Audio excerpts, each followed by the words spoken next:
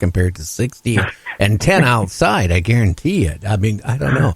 Well, a guy got jailed in Egypt for climbing one of the pyramids all the way to the top. Wow, you get jailed for that now, I guess, huh? I didn't know that. Well, I guess some of the pyramids are off limits.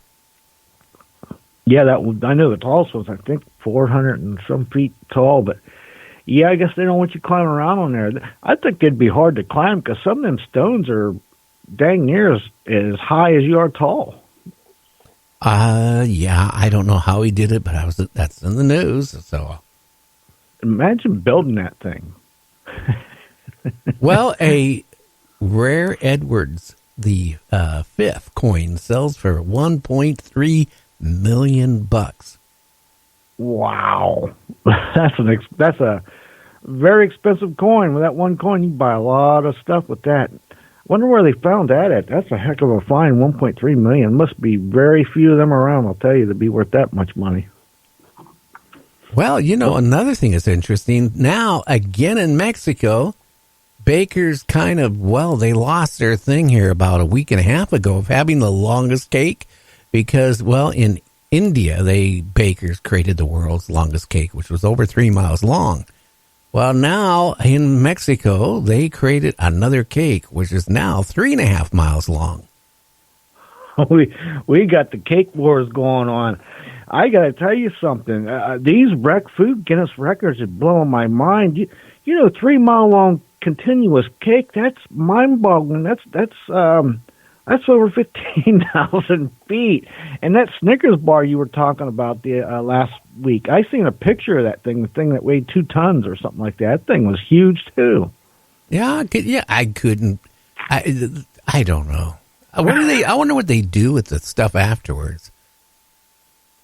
Yeah, I hope they donate it or tell people, hey, come on down. We've got 3 miles of cake to eat. You eat all you want. Take some with you because, I mean, really, that's a lot of cake. I couldn't even imagine, how do you even have the access to have that much materials and that much ovens to even bake all this? Well, I'm sure they bake it in certain lengths and then they put it together with the icing. They stitch it together. But you know what? I can't believe this. A 13-year-old boy managed to save $10,000. And he starts a business. And it's in the stock business. Sounds like a smart boy. I thought there was age limits. I don't know how you could start a stock business, but at $10,000 and a 13-year-old, I tell you what, I hate to. Is that another Trump by any chance? I don't know. It sounds like I doubt if it's in his. Maybe he had to go through his parents or something. But yeah, that sounds pretty suspicious at 10 to start your own stock business or whatever, or invest in whatever it is there. But I wonder where he got $10,000. That's a lot of newspaper deliveries. Yeah, well, he probably went door to door and said, "Hey, I want to be a stockbroker. I need $10,000. Will you donate?" Or he found somebody who was really wealthy, and I don't have the slightest idea. James, they don't say that in the wacky news. Climate change is causing the platypus to go extinct. Oh, I didn't hear that one, but yeah, they're borderline. It was borderline being extinct anyway, so it wouldn't take much to push them over the edge. That's for sure. Well, it is. I mean, they kind of, when you see one, it kind of in a way reminds me of a crocodile with a happy face. They kind of remind me of a beaver on steroids. I don't know, but yeah, they're venomous too. I believe. I didn't know that. Yeah. Ooh. Mm-hmm. Yeah, I seen a show. All that stuff from Australia. If it don't kill you, it really makes you sick. You got to be aware of that stuff in animals and spiders and snakes down there. They're really potent. Yeah. Well, so they have one of the world's deadliest snakes that is even more deadlier than a cobra. Which, if you get bit by a cobra, you're dead within about 3 minutes. They got 2 types of snakes in Australia. One is you get bit and you can say, "Oh my God," and you're already dead by the time you say God. Or you might you might use the wrong words and say something else, which then you won't go to heaven, but you'll be dead by the time you hit the 3rd word. Or there's another type of a snake there that bites you, and within like the first hour, if you get bit, let's say in the hand, well, in the first hour, your arm is black. And then your shoulder is black. And then you're dead. Yeah, and one of them snakes you're talking about is the brown snake. I know that, but yeah, it's that kind of toxin that either your arms are going to fall off, or if you survive, or that's if you survive. Mostly, you're right. You're going to die. It's a bad death. You bleed from all your orifices and all kind of stuff. And they got spiders. It's just as bad down there. Yeah. Well, if you want to lose weight, there's a person in the food market has come out with the world's best tasting cheesecake, but you really don't want to know what's inside of it. I bet I know already. It being a cheesecake, because I know what some cheeses are made of, what they have in them. That's why I'm very wary of my cheeses. But go ahead, tell us, please.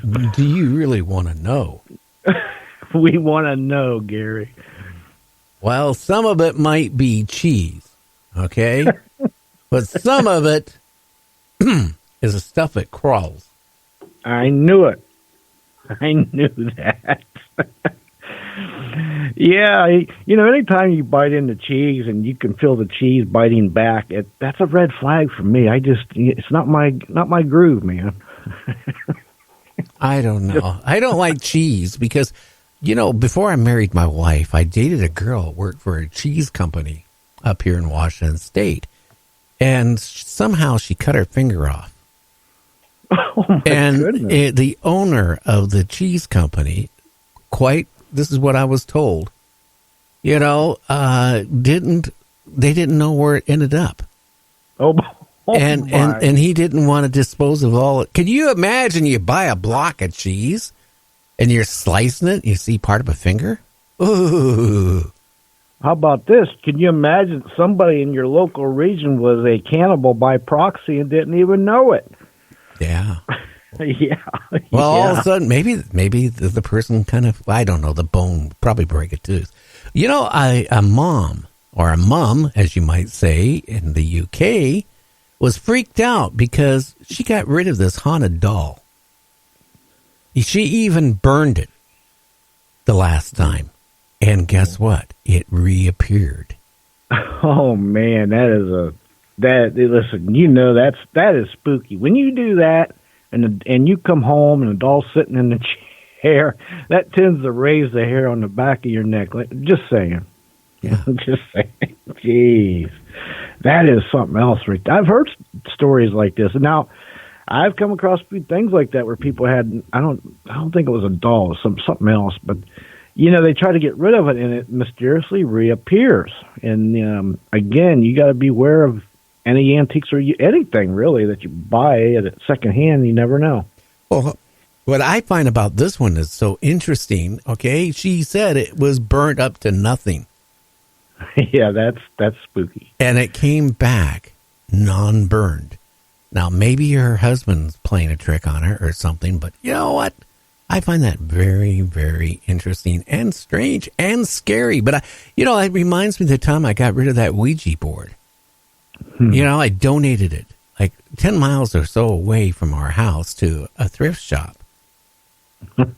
And everybody, and this is my first wife, not my current wife. My current wife is pretty much normal. But my first wife was into witchcraft and an occult.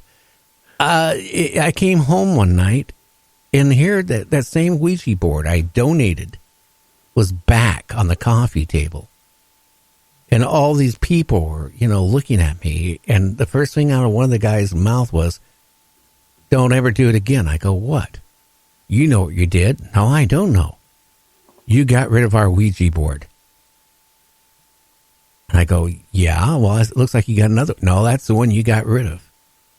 "Yeah, well, I don't know." I can tell you this much too. Anytime you get rid of one of those things and you come home and it's reappeared, it's going to have more of an attitude against you. Just saying. Yeah. Just gotta. Probably didn't like me. I tell you that. Well, you know what? One of the big fads right now is with pizza. Uh-oh. Yeah, cockroaches. We went from rattlesnakes to cockroaches now. Oh my goodness. Yeah, well, you know what? For the topping, cockroaches.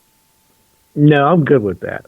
I can only handle so much protein on my pizza, and cockroaches just puts me over the limits. I'm just saying. Oh my God. Well, the man had suffered a 3-day erection problem after taking stimulant used to breed bulls. Is doing quite well. But actually now his wife has a new phrase for him. Uh-oh. What is it? Stubby, what are you doing tonight? He's got to skip back in his step. Old Stubby, huh? Yeah. So he's not to be confused with the guy they're looking for in UK then with what it says. Yeah, we're not going to talk about that over there. Oh, okay. That is, because we do get young people in. But yeah, I feel for that guy, man. Because he wasn't it borderline that they was going to have to do an operation or something. I think. Yeah, they had to remove it. Oh my goodness. Okay, that's boy, that would be. He would think he's going to think twice before he makes that mistake. Well, again. what good is it going to do if they have to remove the guy's penis? Okay, what are you going to do? It's his fault. Why would you, in all common sense, why would you take a stimulant made for bulls, for breeding animals, cattle? Why in the blankety blank would a human even think about it? How would he even know the dosage? And if his friend who was a vet sat there and gave it to him, I think he should be sued like you wouldn't believe. Because anybody to even give that to a human being, you're asking to lose your penis. Because you know what happens if your penis has an erection for more than 24 hours, it does severe damage. Now add that by 48 hours and add it by 72 hours. You're not a man anymore. Oh my goodness. Listen, the average bull weighs 2,000 pounds. If the average man weighs 200 pounds, you're talking 10 times more of a dosage just off the top with stomatics. So, who knows? He might have took 2 or 3 of them.